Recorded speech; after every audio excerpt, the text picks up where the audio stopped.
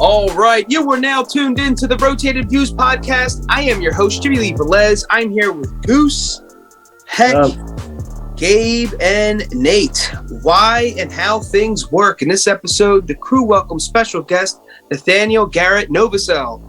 We cover topics that range from psychology of human behavior, creative processes, writing and publishing, the effects of the coronavirus, and much more. We wrap the episode up with quotes from Viktor Frankl and Lao Tzu. Guys, if you're new, thank you for joining us. Don't forget to download and subscribe and drop a new episode every Tuesday morning for your listening pleasure. Kicking things off, Nate, thanks for joining us, man. We appreciate it. Thank you so much for having me. Absolutely. This is awesome, man. So let's jump right into this bad boy. So for those of us who do not know who you are and what you do, let us know. Sure. I'm Nathanael Garrett Novosel. I'm a researcher and advisor. I do it professionally for the world's leading organizations and executives there. In my spare time, I study human behavior psychology, anything to keep up my knowledge of how things work, which is why this is such a good topic for today. I ended up writing a book. It took me about 7 years. I just published it last year, called The Meaning of Life, A Guide to Finding Your Life's Purpose. And the whole backbone of the book is, there are two backbones. One is the idea that, like, what if everyone's right? Like, what if all philosophies and religions and things have the same set of underlying principles to them, that if you could follow them, you could live a meaningful life. But then the second one was that the book I wanted to write, I didn't want to have it injected with my personal beliefs and ethics all over the book and say, this is how you should live your life. And because I don't think anyone's equipped to do that, to be honest. And so what I did is said, well, what if I told people how to figure out their meaning rather than telling them what their meaning should be? And I identified 8 underlying principles that go to someone finding meaning in their lives. And I published the book. I love that. All right, so we'll get really into the book, some of the subject matter there. But what made you want to start to write the book? Right? Was it that you're already in personal development, obviously in your profession, and did you think that there was some things missing, or do you just kind of want to, as you mentioned, bring it all together in one cover to cover, so to speak? Explain what made you decide, you know what, I'm going to write a book. As you mentioned, it took 7 years. Yeah, I mean, there were 3 things. The first one was that when I was 5, my dad disappeared in the middle of the night. Wow. And I went to see him a year later in California. He moved to California. I'm from Pittsburgh. And I've never felt pain, and I would never wish upon anyone the pain it feels to have your father ripped from you. I don't remember what it was like when I was 5 because I don't have any memories from then. But when I was 6 and I went to see him and then I came back, it felt like someone ripped my heart out of my chest. And I was crying and I couldn't go to sleep, and I was just sitting there. And I asked myself, what is the point of all this if we're just going to suffer? I'm 6 years old. Wow. But there's a part of my brain, this passionate voice in the back of my head goes, that's a fascinating question. I wonder if you could answer it. And the sad part of me is like, shut the hell up. But I'm sitting there thinking, and I'm like, that's a fascinating question. So I spent decades studying human behavior, philosophy, psychology, trying to see if there was actually an answer for it. Well, that was the first thing. The second driver was when I was, like 29 or something, I was leaving a company, going to another one. I was wondering what words of wisdom I would impart on this to everyone else when I left the company. And what was funny is that I was like, well, if you think about life, it's really, and then I started listing some core underlying concepts that drove success in life. But then that memory from when I was a kid popped into my head again. It's like, well, wait a second. You just figured out the drivers of finding meaning in your life. And so it was that moment, it was about 2012, 2013 timeframe when these ideas popped in my head that I could actually write a book on how someone can find meaning in their lives. But then the third one is what you said, what you were hinting at, which is that I wanted to do it the right way, which was backed by science, agreeing with all philosophies where they can agree, and trying to help people figure out meaning for themselves rather than dictating it to them. I love that. So explain a little bit about the process, right? So obviously you had your personal experience, but when you were trying to put some of these philosophies together, where did you first go? Were you Did you already have background in a specific religion? Did you look at particular religions? Was it just philosophy and historical data? What did you go after? Did you classically go to the library? What did it look like? Yeah, well, so I was raised, I was a Methodist and then a Catholic after my father left. But I became, I guess you could call it an atheist. And I'm kind of come full circle on that, but we'll talk about that later. But in terms of study, my passion was psychology. And there's a little bit of a thing. I mentioned the dispassionate voice in the back of my head. I'm kind of on the borderline of between just a really, really strong introvert and having Asperger's. I cross the line, but I can hide it so well that no one believes me. So I got the camera and everything here, and I can do it. And I can modulate my voice. I've been trained over decades. But I study human behavior because it fascinated me because I couldn't do it and I couldn't understand it. So I was trying to figure out how that all worked. So that was my main training. I did in terms of formal education. Then I went and I majored in finance in college, but then I minored in psychology, and it just like the world just opened up when I started taking those classes because I knew all the answers already. I got an A. I didn't even have to try because I'm like, well, I know all this already. But what happened, the biggest experience I have is for 18 years, I've trained advising executives on their biggest challenges. And as you know, being a leader, most of your challenges are around human behavior, right? How do you motivate people? How do you lead them? How do you overcome the biggest challenges? And the biggest challenges are always the same. It's always a matter of prioritization or superior knowledge or insight or some sort of additional, the right way of using resources. And so I was able to dissect a lot of best practices as well. So that's the main training. But then just my own studying of psychology, philosophy, religions, and so forth, behavioral economics, that all led to the concepts I identified in the book. I love it. All right, so the meaning of life. Explain the plot and how the storyline came about. Sure. So there are 8 core concepts that underline humans' sense of meaning and purpose in their lives. And the 8 are, I'll list them out and then I'll explain them. The 8 are growth, experience, desire, belief, emotions, ethics, support, and choice. And the way those 8 come together, how it works, how you can find more meaning in your life is to undergo the following process, and it's in that order. The meaning of life is growth. All meaning comes from growth. There are 3 definitions of that you might mean for growth mean for meaning of life that growth applies to. The definition, you can go look up the definition. It says the capacity to grow is literally the definition of life. But then also it's the purpose. All living organisms seek to grow, right? They go to eat and sleep and sex and everything else. But then also the significance. If you give someone an achievement award, what do you give them an award for? Well, you don't give the award for the achievement. It seems kind of counterintuitive. You won best actress or whatever. It's like, no. The person won the award. The achievement didn't win the award. And why did the person win? Because they grew into the person who could attain that wonderful thing that no one else had done before, right? So, that kind of thing. So that's the definition. So growth is meaning of life. All growth occurs through experience. Experience is the medium through which life grows. And where growth occurs. Desire is what motivates you to have experiences to grow.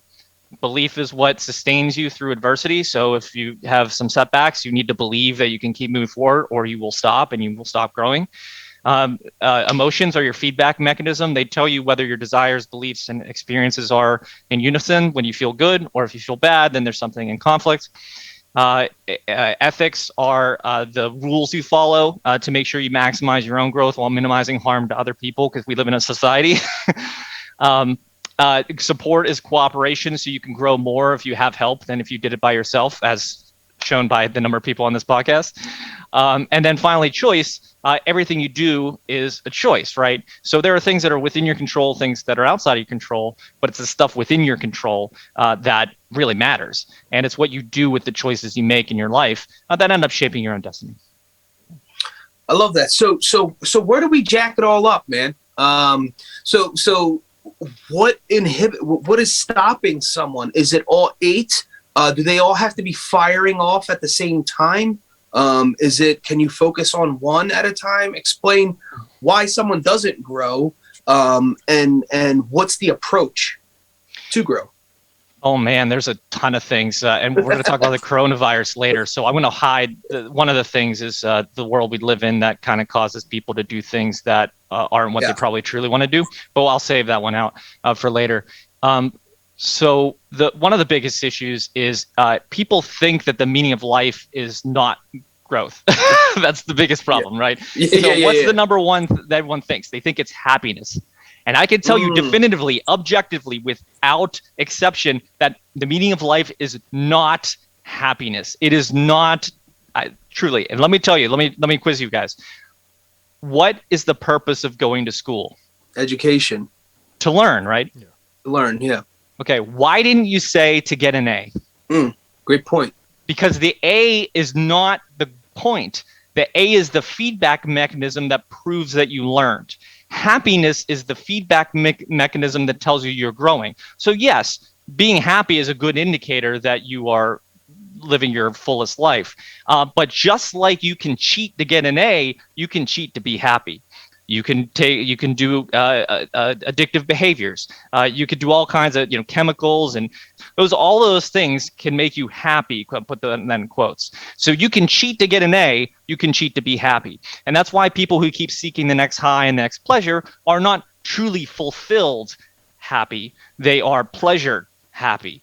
And so that's what people get wrong. So happiness is an indicator of growth and can be hacked. It is not the goal. The other two, though, are ethics. So people think if you live an ethical life, that therefore you're magically going to feel fulfilled. No, I can tell you from personal experience. I spent my entire life, I jokingly call it perfect child syndrome, because single mother, she looked miserable all the time. I never did drugs. I never got in trouble. I got good grades. I never did anything wrong. I tried to live quote unquote perfect life. And no one gave a crap. And I didn't go, oh, well, I'm full of life and meaning because I followed all the rules. No one cares. They only care that you're not bothering them. And so there's no secret set of ethics that are going to ooh, I followed all those right rules, therefore I'm perfect and I live a fulfillment. No. And then there are people out there that tell you that ethics do lead to meaning. So there are all these kind of philosophies. I'm going to use the term zealotry. I don't mean that in a negative way. Just people who are all in that their ethics make them better people. And yes, there is an extent to which if you are nice to others and that sort of thing, that you need that to live in a society, but it doesn't make you pious. It doesn't make you better than other people, at least in my opinion.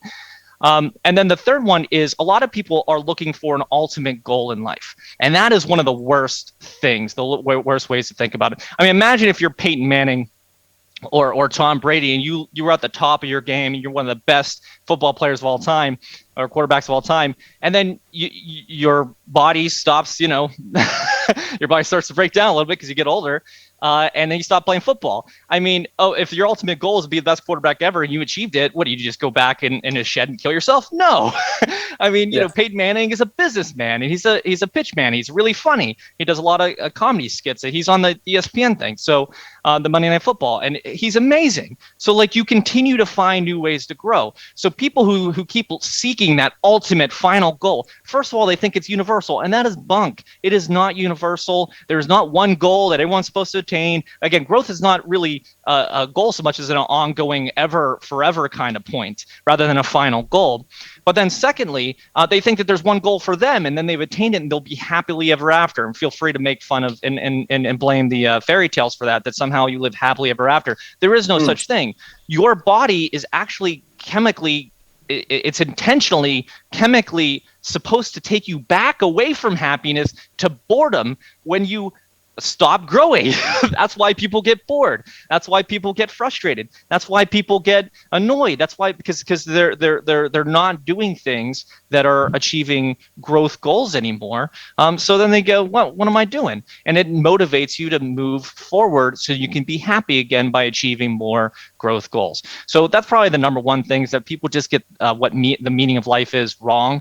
And when they get it wrong, they end up not feeling fulfilled and wondering why they don't. So can you explain a little bit about where does, and in your thought process, what is good and bad? Meaning, when so you have the Hitlers of the world who are constantly expanding their territory, where some would say that was the most negative, leadership ever. that ever existed versus, someone on the other spectrum of everything where they're, creating good event after good event. And obviously we can go in the spectrum of what's right or what's wrong, or is there right, is there wrong? But what are your thoughts on that? It's a great question, and the longest chapter in the book is 80 pages, and it's the ethics chapter. Wow. And ironically, I'm sorry, I apologize to everyone who reads it. It's brutal. I tried to cut it down, and I'm like, no, I can't without like missing. I wrote the book the way I wanted to write it, and that was that. But absolutely. But the ethics chapter is the hardest one because why do ethics exist? People think there's like some sort of objective, absolute, universal right and wrong. That is so far from the truth. And I give an example of like, is it moral or ethical to make your kids go into the same field that you did in life? And most people today would say, no, that's terrible. What a jerk you are, right? But if it were the 1500s and you had a family business and making money was very difficult for like 99.9% of people on earth, and you maybe were a blacksmith or something, and you had 10 kids and one of them was pretty decent at blacksmithing and could keep the business alive, and then the father gets sick, do you think it's a moral thing to say, well, son, you could do whatever you want with your life. If you want to go dance or like go spend time in the fields, that's great. No, that kid would be a jerk to not follow and keep that family business alive. So ethics are very dependent on the circumstance. They're very conditional. Just like killing isn't inherently wrong. If someone is coming and trying to kill you, then you can kill them. That's how the society works, right? If someone's lying to you, that you can lie to them in return, right? It's all about situations. So that's the problem with ethics. So I talk a lot about ethics in the book, but I'll mention two things I do say for certain. One is that there's such a thing as positive and negative ethics. And all I mean by that are those are things that you should do to attain a goal, positive, and negative ethics meaning things that you shouldn't do because they harm people. And laws and things are usually around negative ethics. There are a few laws that enforce positive ethics. I mean, we've seen recently that there kind of are, but historically it's just like, don't punch someone in the face. If you punch them in the face, you go to jail. Like that don't hurt someone, right? But few things are required for you to actually do. A couple of examples are like jury duty, right? We'll use more and innocuous things and the contentious stuff. You have to do jury duty. That's something you have to. So like that's a positive ethic to participate in the society. It's not a negative ethic. You didn't hurt anybody, but you have to do it. So is that ethical? Well, I say that you should try to be as minimal as possible in requiring positive ethics because everybody has the ethics that will work. Like imagine mandating that you run 3 days a week. Well, if you're running for a marathon, that's too little, right? You need to run every day. If you don't care and making them run 3 days a week, let's make it bad. Let's say you have something wrong with your foot and then you're going to be miserable running those 3 days a week. Then that's not a good thing to force them to do it. So you try not to force positive ethics. So I don't give people recommendations of what the ethics are, but I do give suggestions on how to establish a system through which you can establish ethics. But I do give 3 ethics, and there are 3 ethics, not because of my opinion, not because of what some authorities said, but because of biology, evolutionary biology to be exact. And those 3 ethics are fairness, reciprocity, and minimal harm. And the reason why those are the 3 near universal ethics I actually put in the book and say, we kind of all have them, not only because they're ingrained in our biology, because we're social species, but more importantly, if you didn't have those 3 things, you could not establish trust with another human being or another living organism, and you could not cooperate. Those are the 3 main ethics for human cooperation. If you do not treat people fairly, if you treat somebody better than someone else, you will no longer associate. That person will stop associating with you. If you do not reciprocate, so if someone's nice to you and you're not nice to them, well, then they'll stop being nice to you. And finally, if you punch someone in the face, they're not going to be your friend. So if you violate those 3 core ethics, then you cannot live in a society, or at least live in a social group with other people. So I do mention those as biological, but the other ones, I say, look, you're the one who's supposed to figure out the ethics for you. I'm not going to try to dictate my ethics on you. Love it. So can you talk a little bit about genetics? Where does tendencies and maybe if you believe in the habits of people and things maybe you have to overcome, whether it's physical or mental, where does that come into play? Yeah, there are a few things that genetics play a part in. number one is growth, right? So yeah. Your genetics do dictate a lot of what you can do, right? To some, there's always those like you could do anything you want kind of people where they mention Spud Webb and can win the dunk contest even though he's 5'7", right? Right. And that's true. But it's also true that, what is it, if you're like above, I forget what it is, there's some crazy stat like if you're above 7 foot, there's like a 1 in 10 chance you're in the NBA kind of thing. Yeah. And so like if you're tall, by definition, I might have messed that data point up, but it's something like that. And it's like, it's because if you're really tall, that gives you an inherent advantage. So you're more likely to be a good basketball player. So yes, genetics do potentially influence your potential to grow in certain areas. Absolutely. Just like we can grow in multiple more ways than an animal, right? Because we're different genetically. And so therefore we can have what you might call spiritual growth or economic growth. And I haven't seen any deer investing in crypto lately, so obviously we can grow in different ways because of those capabilities. But then the second thing is that there's stuff within your control and stuff outside your control, right? That's part of the choice chapter. And so there are certain things that you cannot control. The weather, you can't control whether the sun rises or anything like that. However, there are things you can control, so you can effectively mitigate the risk of those other things. So like, for example, we have shelters. Why? So that we don't get rained on, so we can effectively control the weather without having to control it. And also, so we don't get, for us pale-skinned folks out there, shout out to everyone, we don't get skin cancer because we live in a place where people with our skin tone should not be living for survival reasons. And I live at the beach, so man, I gotta, I gotta stay inside most of the time. But yeah, so that's the kind of those are the kind of influencing factors that genetics have. So yes, there's stuff outside your control. My argument in the book is that I say this in a joking fashion, but like, who cares? Like, okay, so you can't control it. So what? Forget about it. Don't worry about it. You can't control it. By definition, you shouldn't worry about it. But that also goes into emotions because a lot of people feel frustration with things they can't control and want to try to control it or get angry or can't let go of the emotions around it. And that's one of the hardest things. But I do, recommend that, like, you control things you can control. You don't control things you can't control. So if you are, if you're shorter, for example, they have those like those surgeries they can do where they can extend out your legs and they can put in the the extra metal to get you taller, things like that. So you can do that, but you can't wish it to get taller. So you do the best you can, you make the decisions, and you accept what you can't control and focus on what you can. I love that. So can you talk a little bit about the importance of environment when it comes to actually growing? Recently, I don't know why, but I got some yard work done and the weather changed.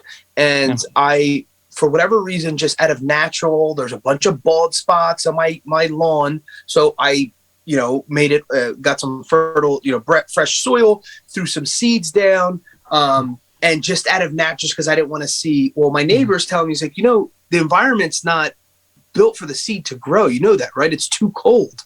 And I'm like, oh my gosh. I wasn't thinking that deep. I was just we got some stuff, we got like sidewalk and whatever done. And I just went to throw seeds because I wanted grass to grow. So obviously environment's important, right? So the seed, so the grass seed couldn't grow, it can only grow under certain conditions. Can you maybe use that example or go off of that with the importance of environment? Yeah, and that's the concept number 7, which is support. And people wonder why I didn't call it cooperation. And the reason why is, first of all, cooperation requires both ethics and support. So I couldn't name one that would include the other one. That's not true. Technically, ethics are beliefs, so I guess maybe that's not true. But I separated them out. But support, and I also called it support, not cooperation, because you can have support from non-physical things, or not non-physical things. Well, yeah, you could. I meant non-living things, but non-physical things too. Sure, why not? We'll include those in. But yeah, so you can have support from your calculator supports your ability to do math, right? You can get support by things that aren't human or even living. But yeah, support is important, and I start the chapter with an explanation or an example where I say, imagine trying to build the pyramids yourself. Or my favorite one is, imagine trying to build a self-driving vehicle by yourself from scratch. But not just that, but you have to invent the math, the physics, and everything else that gets you to do all the stuff you need to do to then build the car, to then put in the programming for the self-driving mechanism to then go and drive the car. It would literally take you millions and maybe trillions of years for one person to do it. Obviously, they wouldn't be able to do it with their lifespan, but if you could live forever, it would still probably take you trillions of years, because just to do it yourself would take forever. So it just shows you how the power of support allows you to grow exponentially more than you could on your own. So, for example, to use your example, and I'm joking, but like, maybe you should have hired a professional who knew what they were doing. They could have come and put that seed in there at the right time, in the right way, with the right watering or whatever. And then next year you're going to have great grass.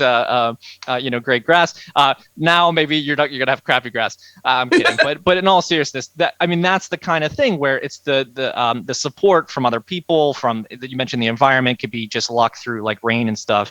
But yeah, it's a combination of what I said before about the controllable, uncontrollable. That's why they invented sprinkler systems, is so that they could, to account for the fact if rain doesn't come, you don't have to rely on things that are unpredictable or uncontrollable. But then there's the support of someone who knows what they're doing or has some sort of, ability that you don't have. It's the ability to work with other human beings that makes humans such an unstoppable force of growth, where they can invent new things and, go to space and all this other stuff. I love it. So before we move on to the next book, is there any final thoughts for the meaning of life that we missed, or you wanted to highlight? Yeah, I always joke that at the end of the book, I wrote, there's one cheat you can do to inject more meaning in your life immediately, and it's one word: care. And it's a cop-out answer, because basically care, if you define care, it is the act of placing meaning or significance on something. And so the more you care about something, the more meaning it has for you. And therefore, if you care more about your life and everyone in it, you have more meaning for, in it. So it's a little bit of a cop-out / joke / divine, or not divine, a major insight at the end. It just kind of said, boom, care, and you will therefore inject meaning. Kind of gets to the point about the fact that you do really create your own meaning in life many times. That's why I always say, like, I could find agreement with everybody, but it's always about definitions, right? So like the only people I pick on heavily in terms of in the religious space are nihilists. That's because like we believe in nothing, Lebowski. And so it's like they're objectively wrong, because if they mean like there's no like magical intrinsic divine meaning in life, then they're correct. But if they mean like literally there is no meaning, if you give your own meaning to it, then you are objectively wrong. And that's what I mean by that. So I pick on nihilists a little bit, because like, look, if you create your own meaning and you think there is none, then you're like, yeah, you didn't give yourself anything to actually care about. So hence I put the care at the end. So that was the big one. But I do want to leave with that point with one cool thing. My favorite takeaway from the entire book is that you can actually, if you're not very in touch with your emotions, there's a magical formula that can actually help you figure out what you feel about anything. And that formula it's actually in the book. It's your emotions equal your desire plus your beliefs plus your experience. And just to give you one example, if you are jealous, why are you jealous? You want a person or thing. Desire. You believe that you deserve that person or thing. More importantly, you believe that some other person who may have it does not deserve that person or thing. And then experience. You see that person with that person or thing that you want, and it makes you feel jealous. And here's the cool part. Change anything in the formula, and it goes away. You don't desire that thing anymore. I don't want it. Well, then you're not jealous anymore, because you're not jealous of something that you don't want, right? If you believe that person actually deserves it, like let's say it's like, oh, Elon Musk, I wish I had as much money or whatever, but Elon Musk deserves his money or deserves, his success. So you're not jealous of Elon Musk. You admire Elon Musk because you don't believe he doesn't deserve it and you do. And so therefore you don't feel jealousy, you feel admiration. And then finally, experience. What's the first thing you do if you want to stop being jealous? You get the hell out of there and you stop looking at the thing that makes you jealous. So if you change any of those three variables, you can change your emotional state, your desires, your beliefs, and your experience. Love it. Awesome. So actually, in the beginning, you had mentioned that, and I don't know if you want to mention it now or come back to it. You said that your journey kind of came full circle, where you started out Methodist, went Catholic. You went through all these experiences, you came back. I don't know what specifically that meant, but did you want to go touch that before we Oh yeah, sure. So I mean, I guess if you push me as to what I am now, because one of the things I don't answer in the book is what the origin of life was. I say for the sake of argument, consider it irrelevant. It was either a deity or it was nothing, and okay, it's one of those two things. Great. What's the difference? I like it. And so you can kind of see my philosophy is one of apatheism. If anyone's ever heard of that, it means that it's either irrelevant or I don't care. And so that's how I kind of approach the book from an apatheist standpoint. And the reason why I did is there are good reasons for it. Like, just because whether let's say a God exists, you act one way. If a God doesn't exist, you act a different way. Now, maybe you go to church or not. Maybe you do prayers or not. But one thing you probably wouldn't stop doing is being ethical. Like you probably would have, well, God doesn't exist, I'm going to start shooting people. Like, no. Like it's just, you don't need a deity to have ethics. I talk a little bit about that. If you do, that's great. And if you believe and you follow a certain set of ethics because of that, that's fine. I don't judge in any way, shape or form, but I am suggesting that it's kind of irrelevant. You have to follow ethics no matter what you do, even if you don't follow very good ones. But the reason why I mentioned the full circle is I was on the cusp of being what you might, what they call those, the new atheists, or what I like to call them now, after not jumping into that, arrogant atheists. The new atheism just means in your face, everybody who disagrees with you is an idiot, and that's just in my opinion, bad. But I mean, atheist is fine, but arrogant, everyone else is an idiot is kind of stupid. But I was almost there. But then I wrote the belief chapter, and something blew my mind. I write about like what's the optimal set of beliefs to have, and I don't have an answer to that. What I do know is I said, look, you have to have enough belief or knowledge of what really exists, so you don't die. So you can't jump off a cliff and flap your arms and start flying. And if you try to do that, you will die. So don't do that. But then on the other hand, you have to have enough belief in a better future that does not exist today. We technically don't have, self-flying airplanes, Right, and so will that exist one day? Sure, why not? But if you didn't believe in anything that didn't exist today, then nothing new would exist. So you have to believe in things that don't exist in order to move forward. And there is a term that means belief in a positive outcome without or despite evidence. That is called faith. So you, by definition, have to have faith to move forward and succeed in life. And so whether someone chooses to believe in a deity and that's how they get their faith, or whether they don't, I don't care anymore. I used to kind of go, oh, well, you don't need that. I was an idiot. The answer is that however you get faith doesn't matter. You need to have it to succeed, because by definition, if you need to grow, you will move into a future state that did not exist before. And if you don't believe that's possible, it will never happen. It might not happen if you do believe it, but it will definitely not happen if you don't believe it. So that's where I came full circle, is this idea that faith is actually a great thing. I started trying to figure out after I wrote the book, like, oh man, how do I get faith? I'm not a faith guy. How do I get more faith in my life? Because you do need to believe in positive futures despite or without evidence, because that's how you grow, maximize your growth. Yeah. Awesome. All right. So just changing gears a little bit. Yeah. So your book, The X Factor, you explain spiritual secrets of executives / entrepreneurs. Can you explain, the basis of this book? Did this come from what you do during the day, how that came about, and a little bit more of that? Yeah, so that's a multi-author book. I wrote one chapter in it. My colleague, former colleague, I guess current colleague as well, Kaylee O'Keefe, she is the head of a company called Soul Excellence Publishing. And she actually worked at the research place I was talking about a few years back. So we were colleagues at that company. And so she went and she did all kinds of cool stuff and then started this publishing company. And I said, hey, I just wrote a book on the meaning of life. There's got to be some way we can overlap here. So I did her podcast and things. But she asked me if I wanted to be part of this book. And that's what it's called, The X Factor, The Spiritual Secrets of Successful Executives, Entrepreneurs. And I said, well, I'm a successful executive. I'm senior director. I'll be hopefully VP someday or soon. And so I said, I can write something. And it's funny, it comes full circle to what we were talking about earlier about caring, right? Being the cop out. And so if caring is so important to, and I kind of just dropped it at the end of the meaning of life as half of a tongue-in-cheek joke kind of thing, and half of a like, well, that's technically finding meaning is as simple as caring. So I kind of wanted to make it a little bit easy after I just dropped 360 page of philosophy on you. And so I did a chapter in this book. The secrets was learning how to care more. Because it actually is a muscle. You can actually learn to care, metaphorically a muscle. And so what I did is I kind of broke down in my chapter, I called it do what you love what you do. And I kind of came into it because I had no idea what I wanted to do with my life. And so when I graduated, I got my job by sheer luck. I mean, if anyone of you are people believe in anything beyond this world, then that probably was involved. If not, I'm fine with luck too. But I literally fell into the perfect job, and I didn't realize for years that it was like the perfect job for me, being a researcher and advisor.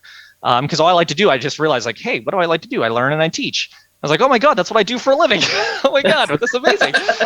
What a concept. And so I accidentally, this job found me. I mean, I'm not kidding. I never applied for it. They just called me randomly and said, hey, so-and-so referred you, Brooke. And I was like, yeah, Brooke, love Brooke. No idea who Brooke is. Tried to find out who it was after I got hired because they owed me dinner because they got $500 referral bonus for me. And I still don't know who it is. And I couldn't find a Brooke even after I joined. So wow. Thanks, Brooke, or if you prefer God or whatever, thank you. And so I did do that. And I did do that for years, the research advisory for leaders. And so, but what I found when I joined is that there are things about your job you like and there are things you don't like, right? And so I was like, well, what do I do if I don't know what I want? Because I was in the job that I was actually meant for and had no idea that I was in it. And so I asked myself, I said this thing to myself, which is really cool, which is if you can't do what you love what you do. And the idea is if you can't do something you're super passionate about, make what you're doing interesting. And I had a whole list of things. You can gamify it and all this other stuff. You just make yourself better. You can identify things you like about your job and things you want to get better at and focus on those things as much as possible to enjoy as much of your job as possible. And then I cover the other part, which is how to learn to love what you do and then do what you love. So you kind of move closer and closer to the job of your dreams. So if you, let's say, I don't know, I'm making this up, but let's say you are just, I'll just use my own experience. I was a dishwasher. I was a dishwasher for a few years. I grew up a single mother, so I was pretty poor. So I started working when I was 15. I broke a bunch of child labor laws. Don't tell anyone. But but I was working and making money for college because I paid my way through college. And so dishwashing, not the most exciting thing in the world. But we found ways to make it fun. So like they let us wear headphones, and that was back before you're supposed to be like serious and professional and everything. So I'm sure maybe that's normal now, but like we got to wear headphones. We had these giant, the giant Walkman or whatever on our things, but they let us do that. So that was fun. We would goof around with our co-workers a lot and while still getting the work done. There were just ways that you make the day fun. There's stuff you like to do. We always figure out, okay, do you like to do this? Oh, I like to do that. Okay, you do the thing you prefer to do and let the other person do what they prefer to do. If you like to do the same thing, take turns. Like it's just basic stuff. And it sounds simple, but it's really important because then you can say, well, what do I like about this job? So the next job I get, how can I do more of that and less of the other thing? So I did that with my own career when I was in research advisory. I was doing a lot of what they call short answer research. I was doing research on the web and things like that. And it's kind of monotonous stuff. And I would just call these people and do all this stuff. I was like, man, I don't like doing any of this stuff at all. So I looked for the role where they didn't have to do any of it, but I got to do everything else. And so I found that. So I eventually worked my way into a role as an executive advisor where basically I didn't have to do any of that stuff I hated. And I got to do all the stuff that I liked. And there you go. So the entire chapter of the book is on how to do what you love and love what you do. Wow. I love that. So how let me ask you, when you got that recommendation from Brooke, the so-called Brooke, how did you know to go? How did you know that was the move? Because it was the only job opportunity. I'm not going to sugarcoat that, man. I was the story was I graduated from college in 3.5 years. And I didn't know I was going to graduate from college in 3.5 years. So I thought I had a whole year of study left.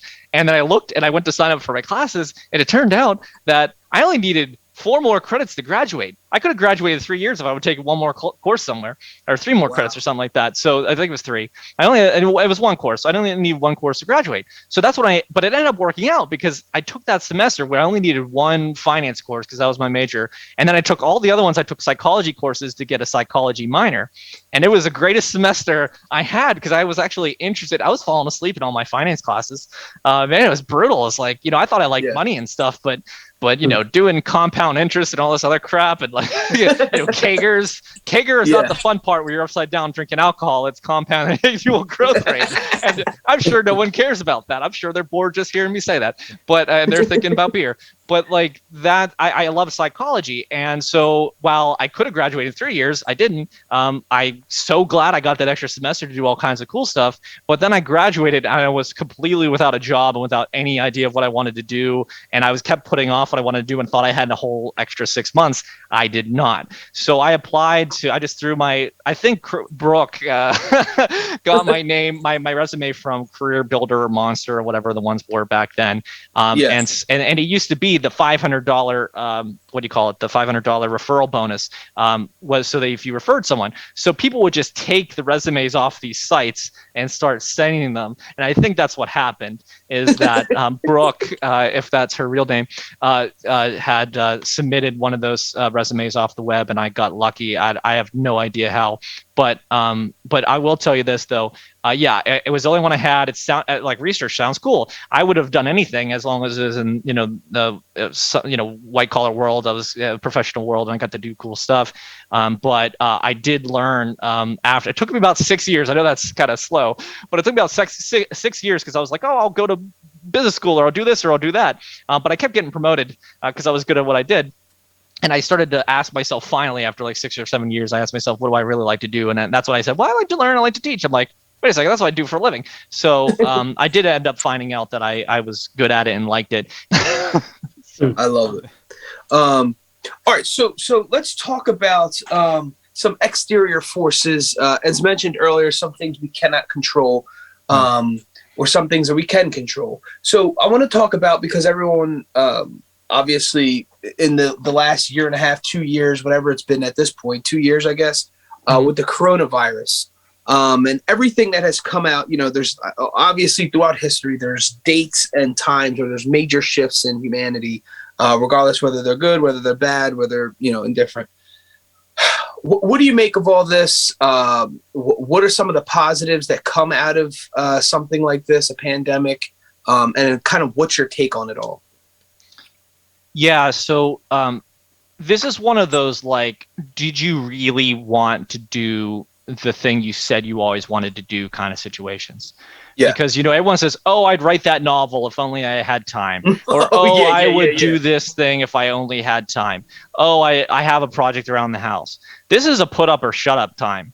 Well, at least it was over the last couple years, because you did have the time. You were stuck in, yes, some people had kids and made it harder, and I get that. I'm not talking about literally every single person, but a lot of people were just stuck inside with nothing to do. So if you wanted to learn that other language, or you wanted to take that online course, or if you wanted to work on the house, or if you really wanted to, do whatever it was, learn to play the piano, whatever it was, you had all the time in the world, and there were no excuses. So if you still didn't do it, then you really got to just own up to it and say, nah, maybe I didn't really want to do it. It was just kind of a pipe dream. That's fine. There's nothing wrong with that. If you don't want to do something, just admit it. But that's the good part of the coronavirus and all the lockdowns and all this stuff, is that people really did have time to sit and kind of ask themselves what whether they wanted to do something. They had the opportunity to kind of think about it. But I will tell you that for me, I'm an example of someone who kind of had the what am I doing with my life moment. Where, like, do I really want to live this way? And I was stuck inside. I was stuck inside for 6 months. I didn't leave the house for reasons I won't get into. It's a really nasty story, but I was inside and I didn't go outside. I got a huge vitamin D deficiency. My entire body started to feel excruciating pain, and I couldn't get out of bed, and I was super depressed. And so I've turned out I just needed vitamin D, so I took a ton, and I felt better immediately. Took a pill, and it was like my entire life got better in like seconds. It was amazing. Wow. But yeah, so I had that moment though, like, what am I doing with my life? Do I really want to live like this? And a lot of other people had that. A lot of housing turnover and stuff has caused that. So I lived in Annapolis, Maryland, right outside DC there. And we were all working remotely, and we were allowed to work remotely. And I said, well, where would I actually want to live? Because I moved to DC for my job. That was what Brooke referred me to, the company that worked in DC. Right. And I'm from Pittsburgh originally. I love it, but I just don't like the cold winters. But otherwise, it's the coolest city ever. But I was like, well, I want to live in a place that's warm most of the year and gets cool, but not cold. So it's not, I didn't want to go down to like a tropical place where it's like humid and like 90 degrees for 5 months straight. So I did this I mapped it all out as this whole big thing, but I ended up moving to Myrtle Beach, South Carolina. And I said, yeah, I just want to live on the beach and just kind of be able to go to the beach every week. I go, well, whenever it's warm. It's a little cooler now, but I go at least once a week. I can go running when it's a little cooler, as long as I don't sit there because it's freezing. But man, it's great. It's like, oh, that was the thing I want to try to do. This is where I want to live. Just want to try it out. And some things worked out, some things didn't. I mean, the food is all fried here, and so if you want anything that's not fried seafood or fried cheeseburgers and fries or pizza, then you got to make it yourself or go to find some fancy hole in the wall or whatever. But like yeah, so it is what it is, and so people can make those choices of what am I really doing with my life and what should I do. And that's what they should be using the coronavirus for. Not to mention what happens afterwards, right? Which is that you appreciate your friends and your family, and you appreciate the outings and things that you get to do when you come out on the other side. So I think it's really just a great way for people to take stock of their lives, to really go for whatever they really want in their life, because life is short, and I almost died. So I'm like, I'm feeling great. I'm going to do whatever I want from now on. This is wonderful. But yeah, I think coronavirus, if people look at it that way, it's the healthiest way to look at it, because it's going to make them better in the end, help them grow, so to speak. I love that. So really quick, to kind of something just popped in my head, and I forgive me for. Do you believe in whether it's the law of attraction, karma, in these types of school of thought? Do you believe in any of that? So I believe, from what my research that I've done, 90-ish% of the law of attraction is scientifically provable with just basic logic. Can prove it, right? Like attracts like. Okay, you are friends with people who are like you, right? Like if you like baseball, you're not gonna and you want to play with a group of people, you're not gonna play with people who don't like baseball. That's stupid. True. So yeah. So there's basic science behind most of it. So like if you think about something enough, like let's say you like to play chess. If you're thinking about chess all the time, you're probably going to be better at playing chess than if you don't. So thinking about ways to win a chess is going to make you more likely to win a chess. So I think 90% of it is true and scientifically provable. The point that's not, and it's the point in my book, I even mention it in the book, not law of attraction directly, although I do cite a couple of sources, because Abraham Hicks, their emotional guidance system, I use a similar scale in mine. That's where I actually got the idea. It's a different scale, but I give shout outs, even though it might hurt my credibility with people who are like, well, you cited the law of attraction source. I don't care. It's the emotional guidance system is actually a really good scale. And so it's just that last 10% that basically says, just by thinking positively about it, or believing in it, therefore stuff that's non-physical helps bring it to you. And that's not scientifically provable, so I don't hold an official professional opinion about it. But because 90% of it, you can see my book. What are the two ones that you need for law of attraction to work, right? You need desire and belief. Those are the two things you need, right? Desire, you want something, you believe you can have it, you get it, right? So it's my philosophy, the drivers of meaning in life are 100% completely in line with all the law of attraction states. It's just that final leap about whether non-physical things are happening to help you is the one I won't make, because I can't prove it. If you ask me personally if I believed it, I believe in 90% of it. So so what's the last 10? I'm kind of indifferent to the last 10. Like if the last 10 is that something will help me beyond what I can control, like I can control my desires, I can control my beliefs, I control my emotions. Sure, I'll take the help. I'll take Brooke. If Brooke was law of attraction, I'll take that. But I don't have a professional opinion on it. No. So do you think, in saying that, do you think we are all interconnected? In the law of attraction, and one of the questions that I did pose here on the itinerary was the importance of giving back, because I know obviously recently you gave to a charity called Thon, or THON. Where does that come into play? Where are we all interconnected, and giving back is a thing? Are you of that thought, or kind of talk about that? Well, it depends if you want to go with the book or my personal feelings or philosophy or whatever. We'll go in order. So the book, basically, the support chapter, right, says that basically you cannot grow as much as you could without other people. And ethics says reciprocity and fairness are critical to human beings to cooperate. So the short scientific answer is you have to help others if you want to be helped. It's that simple. And you have to not hurt others if you do not want to.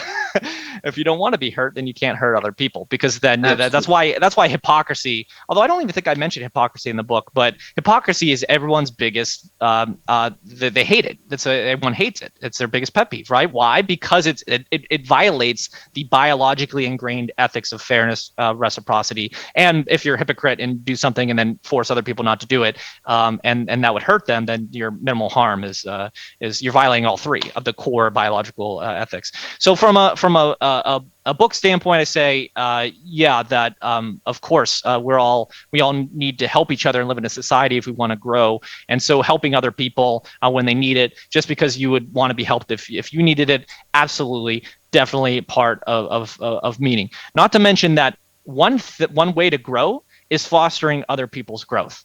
And I actually put that in the book, and it's really important, and people don't give it enough credit, is that you can actually find meaning in being a parent. And why? Because your meaning isn't in you growing, your meaning is fostering the growth of your child. That's perfectly acceptable meaning in life. In fact, they have these studies that, like, when you have kids, your happiness goes down, that married couples without kids are much happier than married couples with kids. And that's because you aren't as happy, because you have to do a lot of crap, but your meaning goes up. So that's why another thing, happiness is not the meaning of life. Happiness actually goes down when your meaning goes up. There you go.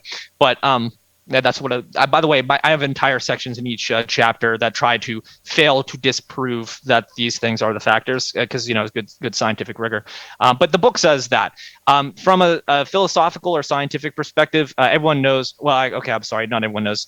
Quantum entanglement. It's kind of popular in the New Age world, where they try to put a philosophical spin on a scientific thing. But you all know it means what they did is they did a study where they took photons or whatever, and they shot them in opposite directions at the speed of light or whatever, and it turns out that when one moved, the other one moved in a mirror image or in the same way.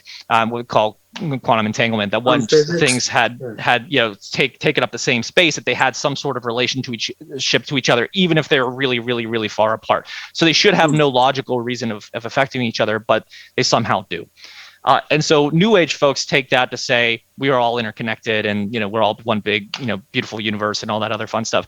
I'm joking about it, I'm exaggerating a little bit. I do believe in the fact that quantum entanglement, things like that, have shown that we are connected spiritually or anything like that. I don't know, so I don't have a professional opinion on it.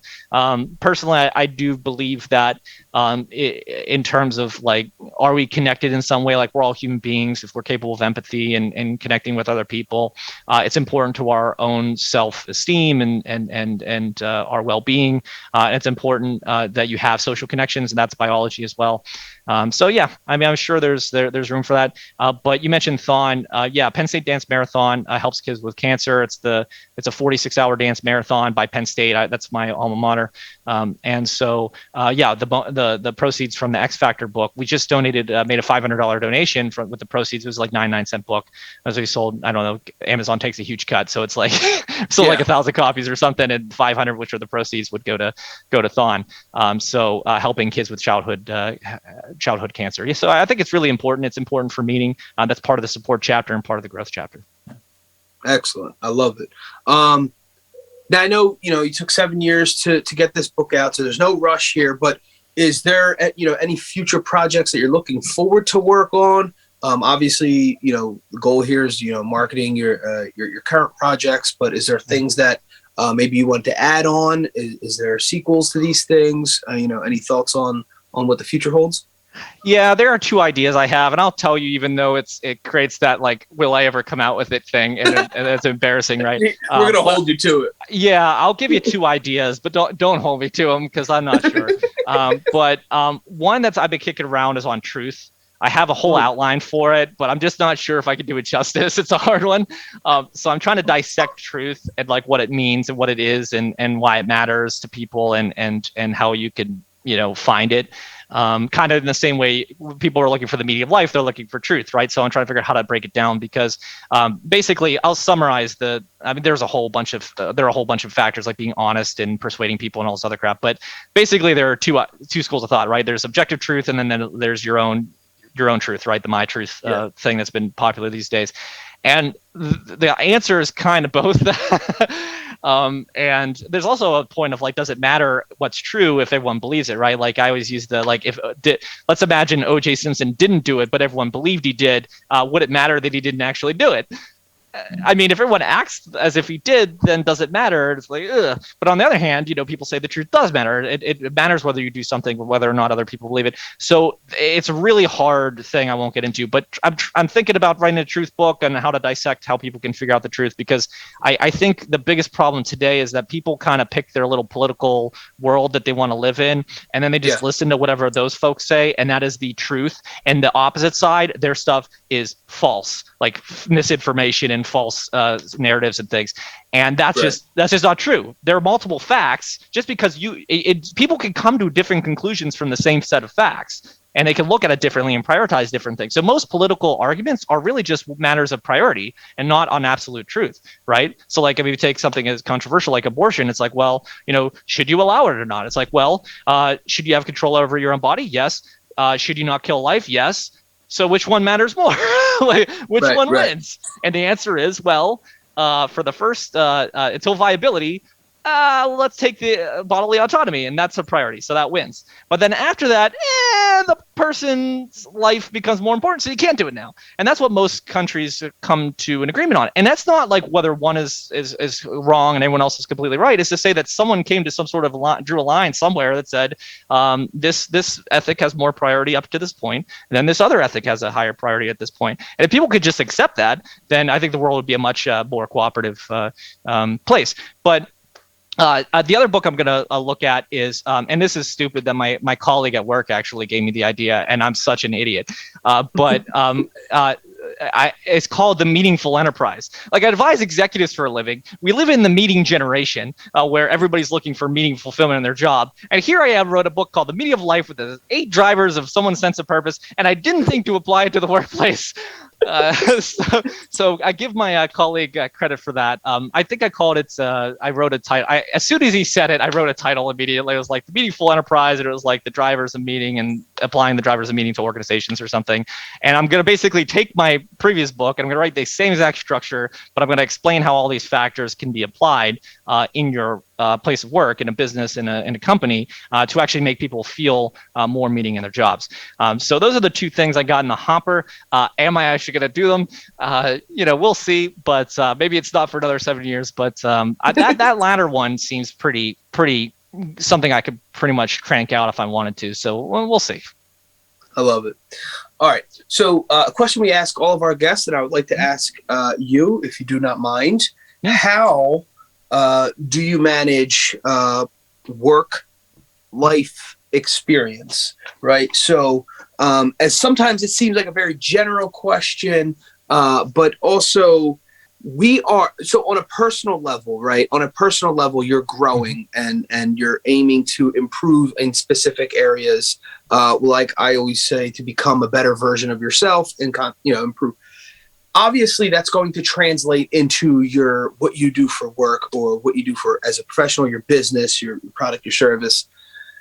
How do you balance the two, right? So how do you, so you're not physically in work, and now, it's so different. It's a lot of people working from home.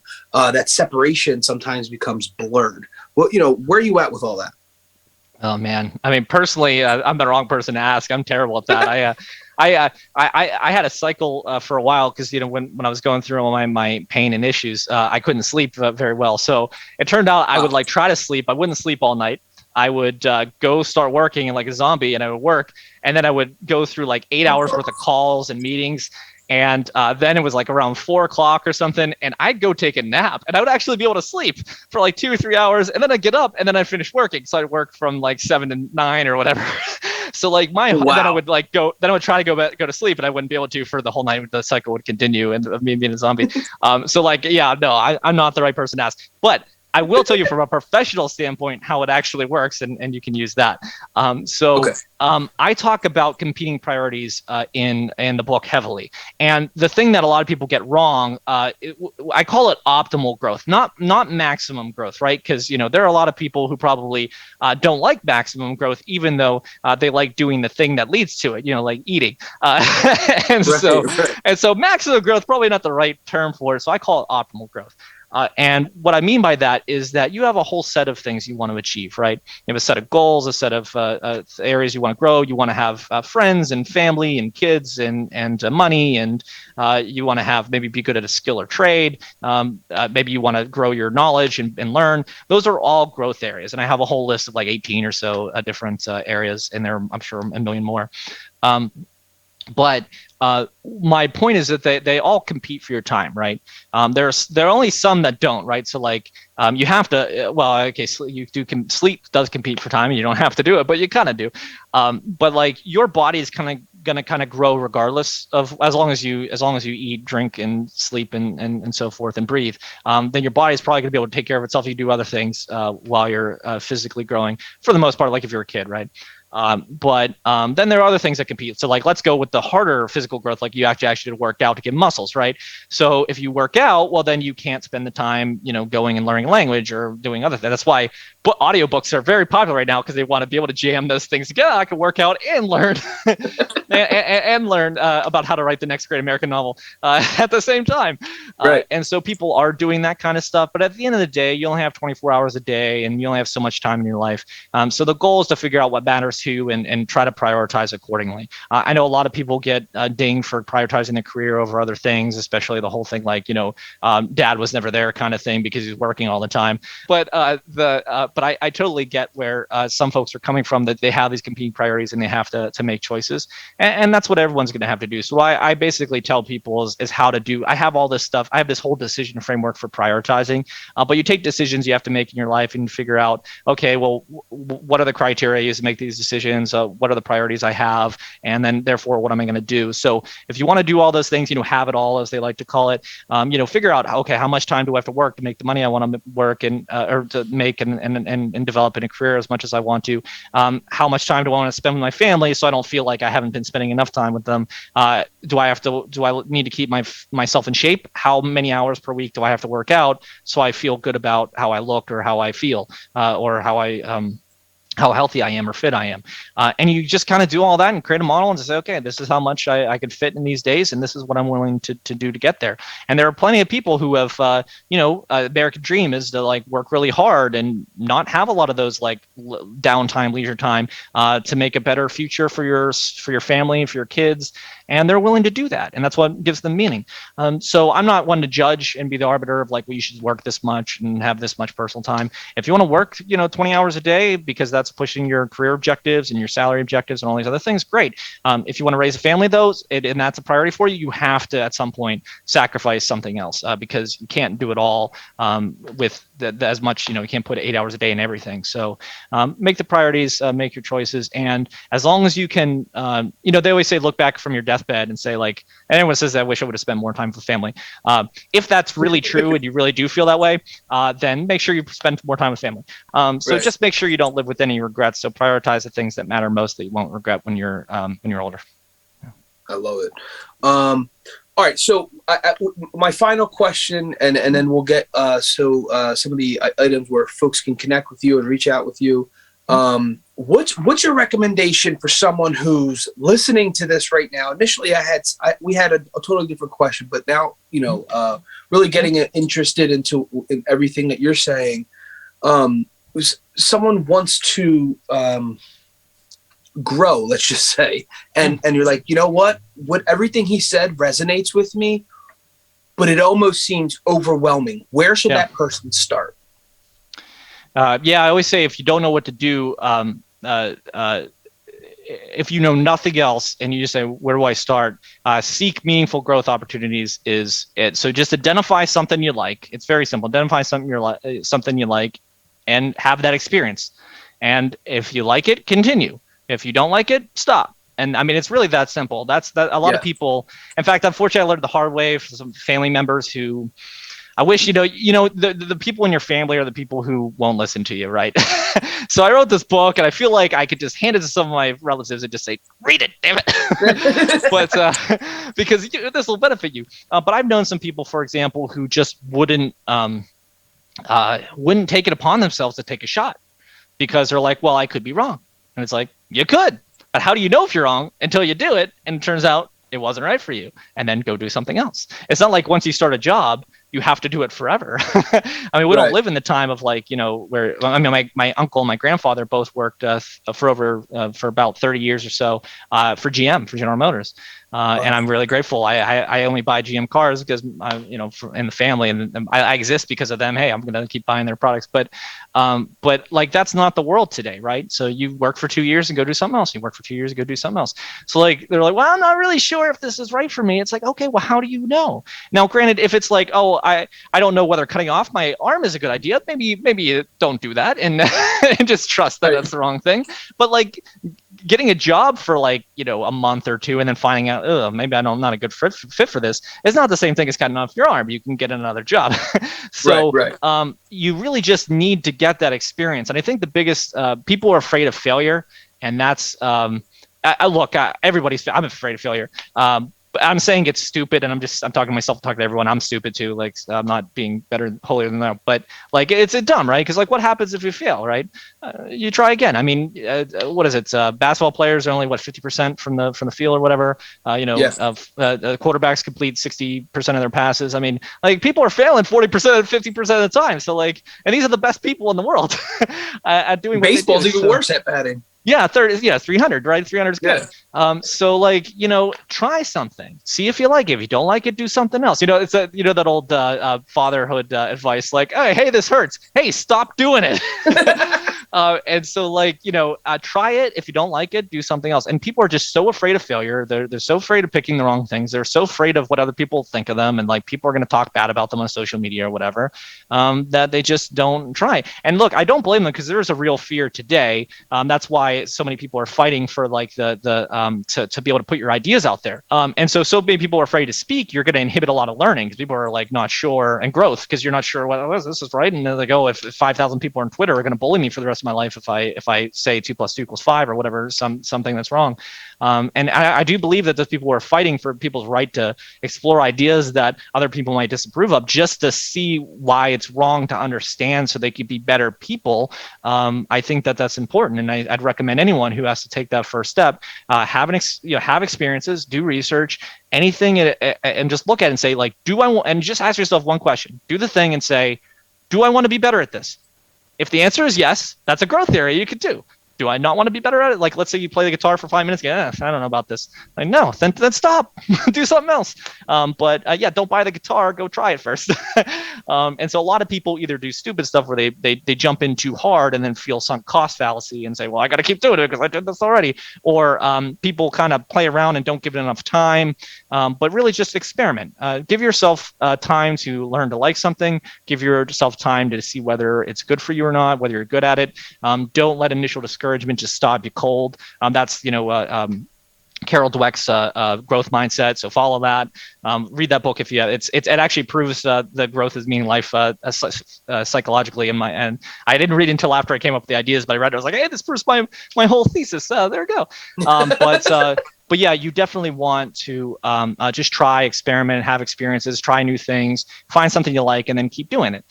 Don't think that I had it and that's over. That's a pleasure or something. You're looking for things that mean something to you, that you want to get better at, things you want to make better, and focus on those things. I love it. Any final words that maybe topic or anything that you wanted to say, and we just didn't get to it. If not, it's okay. After you state that, how can folks connect with you, reach out to you, any websites, social media handles, things like that? Sure. I will end with this because I know I mentioned we're in the meaning generation. At the same time, the flip side of that is we're in the crisis of meaning right now. And I'll tell you, for someone who didn't come from that background and don't have this issue, I can see it pretty easily. When you grow up with like helicopter parents, like people who won't let you do anything for yourself and everything's kind of, everything's handed to you, that kind of thing. That's the crisis of meaning, at least one of the definitions. There are probably others, but for the one I'm talking about, people are having a crisis of meaning because everything is kind of just handed to them. They don't really see any meaning in doing hard work and trying to make things better and trying to be the best that they can be. And then they wonder why life doesn't feel good, right? They're bored, and then they do all this stuff that they think is going to make them happy. And that's why happiness is not the meaning of life, because they're seeking all these pleasures, right? So I tell anyone who's finding their crisis of meaning is to identify how being better or making the world a better place or doing something to actually make it, don't go out and scream at people and say, you disagree with me, you're evil. That doesn't help anything. That doesn't make the world a better place. It just screams and gets other people to scream back at you. And that's it. So go to the soup kitchen or mentor a kid or do something. If you don't like the world the way it is, you make it better. You don't scream at other people to make it better. So I would definitely mention, if you're in a crisis of meaning, do not think that happiness is the meaning of life, and then you go find for pleasures and all this other crap, and you won't find fulfillment there. Don't think that ethics are meaning, because then you'll say, oh, well, these people have all the right answers. This political party is all the right ethics. So anyone who disagrees with me is Hitler, and I'm just going to go out and scream and protest against the people who disagree with me. That's not, you're going to think it's me. It's going to feel, righteousness feels good. Righteousness is not good.